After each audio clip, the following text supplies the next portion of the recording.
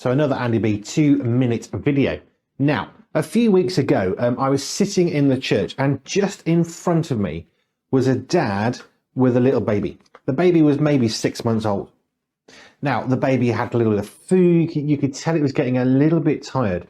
But as we were going into some more music, we're moving into the sermon and into prayer, this baby was perfectly peaceful, sitting, lying in the dad's arms. Now, I call this one In the Father's Arms, not because it sounds like a pub, which it kind of does, but it's not about that.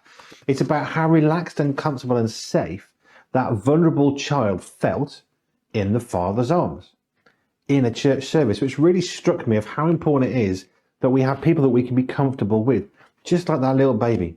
And the obvious link here is that when we are talking about God, when we're about our relationship with Jesus Christ, we can rest in the Father's arms, in God's arms.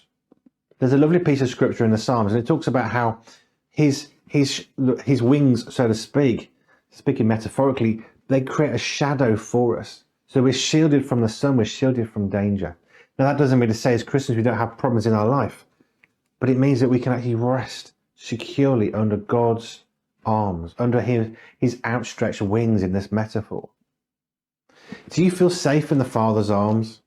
Maybe you haven't had a great relationship with fathers or men in your life generally. God is our Father. And the reason why it's important that He's a Father is because of what the Father represents. In our own households, if our boys fall down, I can comfort them, especially when they're little. And they might have a cut on their arm or their elbow, their knee, whatever. And I could comfort them, but I couldn't comfort them like Joe did. But what Joe couldn't do is provide a secure foundation like I could.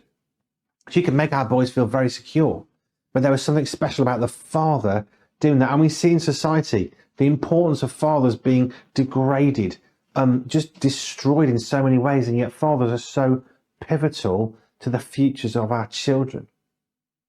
So if you're struggling to feel safe in the Father's arms, try and get your head around the fact that God is your Father and that He loves you, and that when you're in a relationship with Him, just like that baby, you can be safe in the Father's arms. Just a thought.